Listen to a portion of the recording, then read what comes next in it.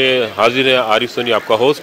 आपको मालूम है कि एक तहरीक चल रही है, तहरीक तहफ़्फ़ुज़ ख़ानदान, और वहाँ पर आपने देखा होगा इस्लामी नज़रियाती कौंसिल ने एक बिल पास किया है जिसके बारे में लोगों ने ये कहा कि खदशात हैं कि ये कुरान और हदीस से जो है ना ये बिल जो है ना वो टकरा रहे हैं और उसके बिल्कुल मुनाफी हैं।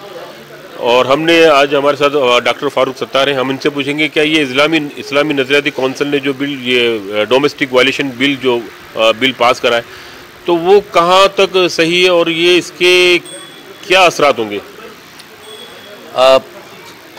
पहली बात, मैंने इस्लामी नज़रियाती काउंसिल वालों का बिल देखा नहीं है।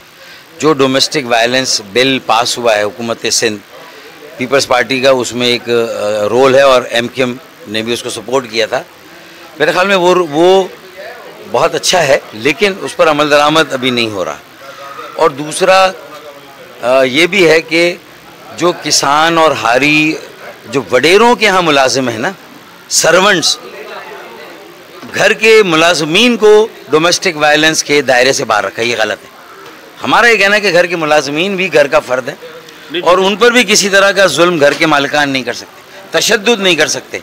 तो जब अपने घर की जो अफराद हैं, जो आपके बहन भाई बेटे बेटियां, उन पर नहीं कर सकते, तो फिर आप बीवी पर नहीं कर सकते, तो फिर आप कैसे तशद्दुद जो है वो नौकरों पर भी नहीं कर सकते, मुलाजमीन पर भी नहीं कर सकते, अपने कमियों जो आपके औताक में जो आपके मुलाजिम हैं उन पे भी नहीं कर सकते। तो हम तो उस बिल को अच्छा करना चाहते हैं। मुझे नहीं पता नज़रियाती नहीं, इसके अंदर एक आपको शक बता दूं, इसके अंदर एक शक है कि अगर कोई बेटा अपने बाप को अगर ये बोलता है कि भाई अगर मेरे को खर्चा पानी दो, तो वो उस पर केस कर सकता है। तो ये भी जो है ना अभी डोमेस्टिक वायलेशन बिल के अंदर ये एक काफ़ी ऐसे नुकात हैं।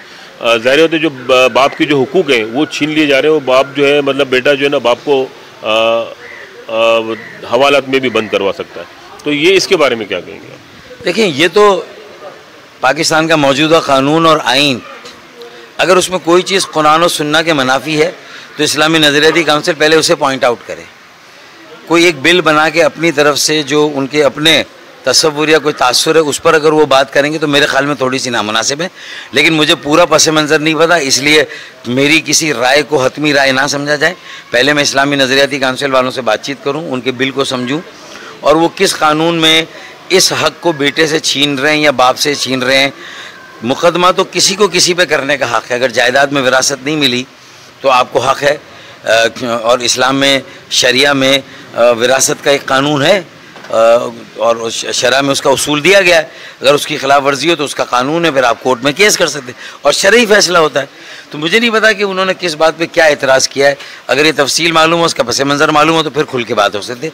अभी तो मैं कह सकता हूँ कि बज़ाहिर ये गलत लग रहा है जो हमारे इस्लामी नज़रियाती काउंसिल के लोग कह रहे हैं। बज़ाहिर मैं कह रहा हूँ जी, इन्होंने कहा कि बज़ाहिर तौर पे कि इनको ये बिल गलत लग रहा है जो इस्लामी नज़रियाती कौंसिल का जो बिल पेश किया गया है।